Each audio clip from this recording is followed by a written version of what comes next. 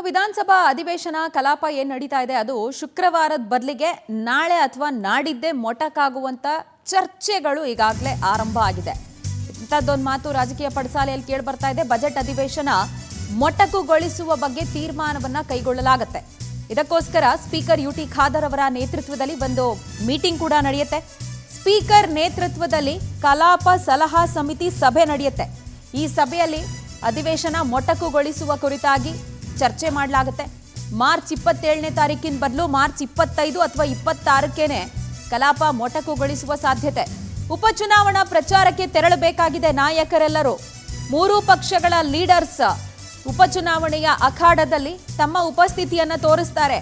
ಹಾಗಾಗಿ ಬುಧವಾರ ಅಥವಾ ಗುರುವಾರ ಕಲಾಪ ಮೊಟಕಾಗುವ ಸಾಧ್ಯತೆ. ಬಹುತೇಕ ನಾಳೆನೇ ಅಧಿವೇಶನಕ್ಕೆ ತೆರೆ ಬೀಳುತ್ತೆ ಅನ್ನುವಂಥದ್ದು ಕೂಡ ಕೇಳಿ ಬರ್ತಾ ಇದೆ, ಸಾಧ್ಯತೆ ಕಂಡು ಬರ್ತಾ ಇದೆ. ಹೀಗಾಗಿ ಇವತ್ತು ಬಜೆಟ್ ಮೇಲಿನ ಚರ್ಚೆಗೆ ಮುಖ್ಯಮಂತ್ರಿಗಳು ಉತ್ತರವನ್ನ ಕೊಟ್ಟು ಬಜೆಟ್ಗೆ ಅನುಮೋದನೆಯನ್ನ ಪಡ್ಕೊಂಡು ಕಲಾಪ ಎಂಡ್ ಮಾಡ್ತಾರೆ ಅಂತ ಹೇಳಿ ಗೊತ್ತಾಗ್ತಾ ಇದೆ. ಸಿದ್ದು ಉತ್ತರದ ಬಳಿಕ ಅಧಿವೇಶನ ಮೊಟಕುಗೊಳಿಸಿ ಮುಂದೂಡಲಾಗತ್ತಾ ಕಲಾಪವನ್ನ ಅನ್ನೋದು ಕೂಡ ಪ್ರಶ್ನೆ ಇದೆ.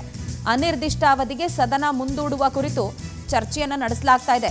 ಹೀಗಾಗಿ ಸ್ಪೀಕರ್ ನೇತೃತ್ವದಲ್ಲಿ ಇವತ್ತು ಕಲಾಪ ಸಲಹಾ ಸಮಿತಿ ಕೂಡ ನಡೆಯುತ್ತೆ. ಉಪಚುನಾವಣೆಯ ಪ್ರಚಾರದಲ್ಲಿ ನಾಯಕರೆಲ್ಲರೂ ಭಾಗಿಯಾಗಬೇಕು ಅನ್ನುವಂತಹ ರೀಸನ್ನಿಂದಾಗಿ ಕಲಾಪ ಮೊಟಕುಗೊಳ್ಳುವಂಥ ಸಾಧ್ಯತೆ. ಇದರ ಜೊತೆಗೇನೆ ಈಗ ಈ ಪ್ರಶ್ನೋತ್ತರ ಅಂತೆಲ್ಲ ಇತ್ತಲ್ಲ, ಅವನ್ನ ಬ್ರೇಕ್ ಮಾಡಿ ಅದನ್ನು ಅನಿರ್ದಿಷ್ಟಾವಧಿಗೆ ಕಲಾಪವನ್ನು ಮುಂದೂಡಿದಂಥ ಸಂದರ್ಭದಲ್ಲಿ ಅವೆಲ್ಲ ಚರ್ಚೆಗಿಲ್ಲ. ಬದಲಾಗಿ ಬರೀ ಬಜೆಟ್ಗೆ ಅನುಮೋದನೆಯನ್ನು ಪಡ್ಕೊಂಡು ಬಜೆಟ್ ಮೇಲೆ ಚರ್ಚೆಯನ್ನು ನಡೆಸಿ ಅಧಿವೇಶನ ಮುಗಿಸ್ಬೇಕು ಅನ್ನುವಂಥ ಕುರಿತಾಗಿ ನಾಯಕರುಗಳು ತೀರ್ಮಾನವನ್ನು ಮಾಡಿಕೊಂಡಿದ್ದಾರೆ. ಆ ಹಿನ್ನೆಲೆಯಲ್ಲಿ ಇವತ್ತು ಕಲಾಪ ಸಲಹಾ ಸಮಿತಿ ಸಭೆಯನ್ನು ನಡೆಸ್ತಾರೆ. ಬಹುತೇಕ ನಾಳೆ ಅಥವಾ ನಾಡಿದ್ದು 26ನೇ ತಾರೀಕಿಗೆ ಎಂಡ್ ಮಾಡ್ತಾರೆ ಅನ್ನುವಂತಹ ಮಾತುಗಳು ಕೇಳಿ ಬರ್ತಾ ಇದೆ.